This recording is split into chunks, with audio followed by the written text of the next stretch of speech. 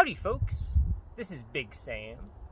I wanted to talk a little bit today about some of the new sanctions that have been placed on Russia and how it's going to impact our love for the Mosin Nagant. Now, as many of y'all know, all the way back in 2013, we started to see the ban on importation of Russian firearms. And that kind of continued on, and it kept getting worse until 2017, when pretty much everything at that point was banned.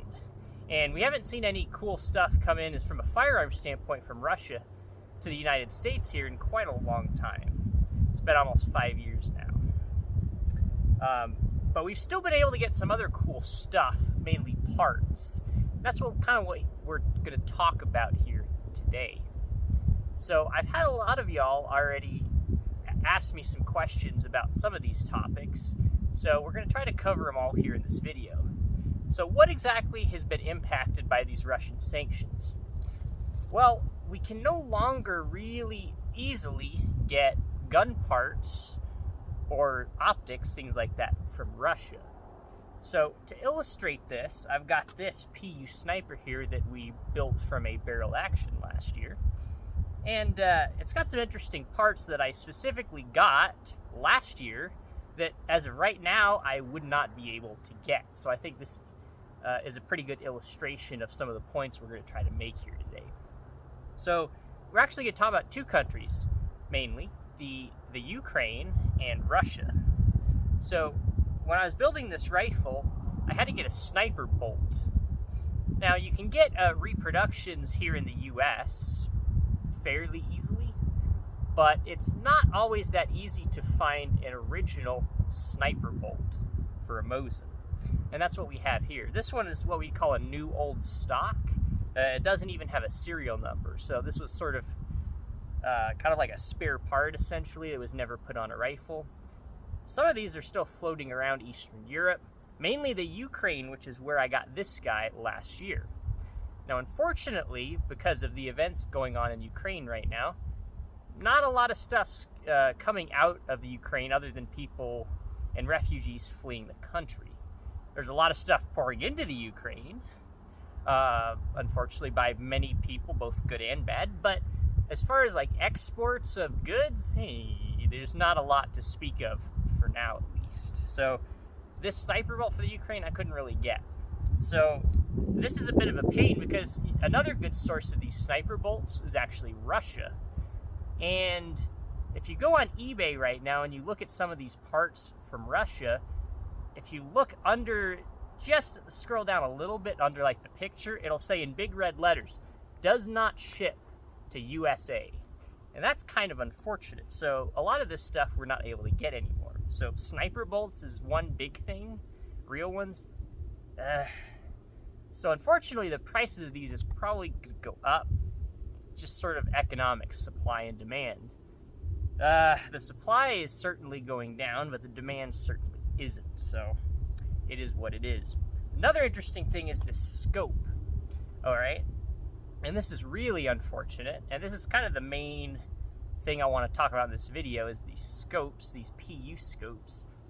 If you look around, like on places like eBay or some online websites,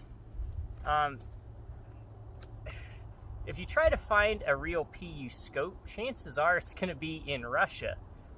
It's a little bit unfortunate. They have tons of these things.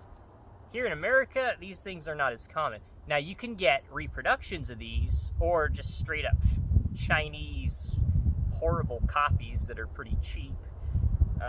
But if you want a real one, the best place to get them is Russia. And you can check back on some of our old videos. We even did an unboxing of a PU scope from Russia last year. It was really cool, and it smelled very strange, so go check that out. But anyway, all of those, if you look on eBay, are it's again going to say does not ship to America. So the supply of these has drastically reduced almost overnight, essentially. So what does that really mean for these things? Well, I definitely see the values of these are going to start to rise for a couple of reasons. One, it's basic economics, supply and demand. If the majority of the supply is now gone, and the demand doesn't go down with it, the prices are going to go way up. So before all of this went down, you could get a real scope, depending on the manufacturer, because some are rarer than others, for about $350, maybe $400 US, and maybe up from there depending on rarity, or depending on if it came with the mount or the base, the Kachetov base, or not. Honestly, a reasonable amount of money. But generally, again, that's if you're getting one from Russia. They had the largest selection and the best prices. They still do, we just can't get them anymore here in the United States. So obviously the prices of these scopes are going to go up. And I've already had some of y'all reach out to me saying, hey, Big Sam, where do I get a PU scope? This is a good question. And I unfortunately don't have a great answer right now. Because again, the majority of PU scopes for sale, from a steady supply standpoint, we're in Russia. You can still get them, but you have to look a lot harder and you might have to wait around. For instance, before all the sanctions, if I wanted a PU scope, I could just go on eBay and look through maybe like the 5 or 10 listings that were currently on from Russia, and I could just figure out, okay, what manufacturer am I looking for? What price range am I looking for? But all that's gone, so now I kind of have to wait for one to come up for auction. Really unfortunate. There are still some good reproductions out there, but that's kind of a topic for another video. So it's a little bit unfortunate with these scopes right now, folks. So these are gold if you can get your hands on one. And that kind of brings us into point number 2 on these scopes of why these are going up in value is just if you look since the COVID pandemic started, the price of optics has increased. If you look around at a good optic right now, they ain't cheap, folks. I don't care who made it, whether it's Russian or American, it's not cheap. In fact, these were kind of the underdogs for the last couple of years because PU scopes are actually still viable. Now, some of y'all might be laughing at that, but, you know, I mean, if you're looking around at really good scopes for like $800 and you can pick up one of these for under half that, and it's a 4x optic, I mean, that's a really good practical zoom. Like ACOGs use that zoom. It's a really good zoom.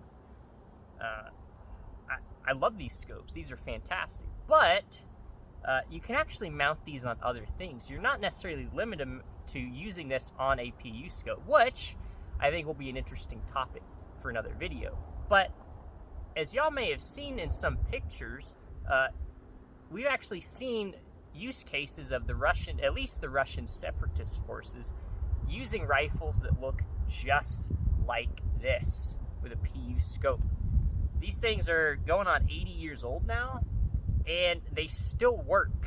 So I want you to ask yourself, look around at all the scopes you could buy right now, and ask yourself, okay, look at them all. I don't care if it's an ACOG or whatever it is, if it's a cheap junk one or a decent one, maybe a primary arms, those are pretty good. But regardless of the scope you find, a modern scope, ask yourself, is that scope going to still be working in good condition in 80 years? I don't know. Maybe not. These guys sure have, though. These have stood the test of time. I mean, look at this scope in the sunlight. I mean, this is beautiful. This almost looks brand new, in fact. Yeah, I would never think this scope was made in 1943. That is crazy. It's got a little bit of pitting here, but doesn't really affect it at all. Still looks really nice. Optics are really clear. Could use a good cleaning probably, but the lenses are really nice. I can see why these things are still in use. So again, these are and will continue to be kind of underdogs, but the prices are going to go up. Now, how much?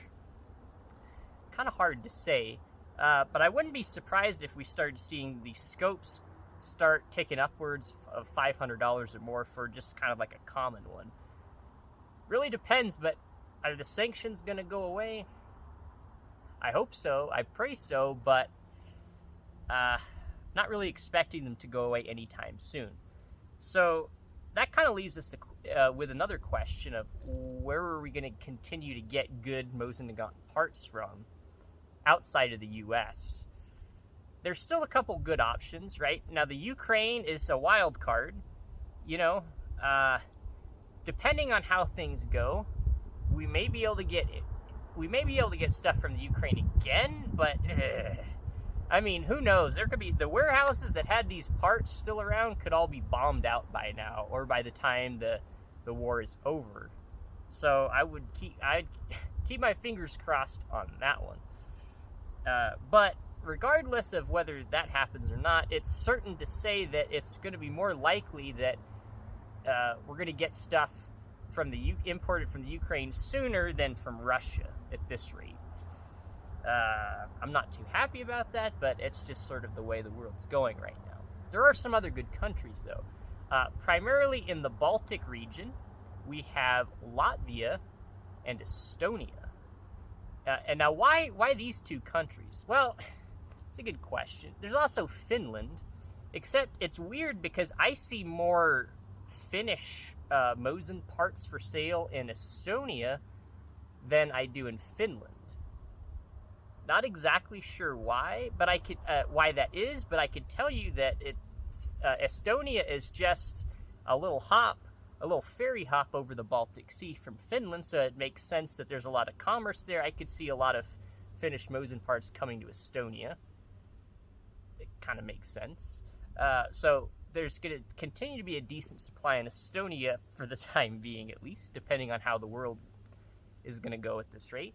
But Latvia is another good one because when these 9130 rifles were being refurbished in, the 1950s and whatnot, there was a huge Soviet refurbishment arsenal in modern-day Riga, Latvia.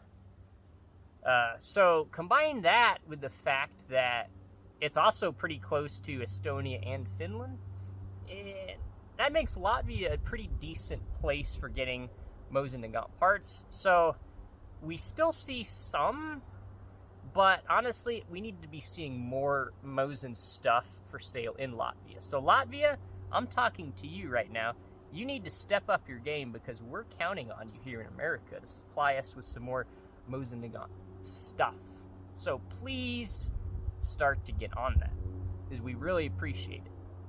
Other than that, it's sort of anybody's guess, right? I mean, there's a lot of good stuff you could find here in America. You just need to look around some. So America is still a pretty good source for parts. There's some in Canada, because again, a lot of stuff from Finland got imported to Canada as well.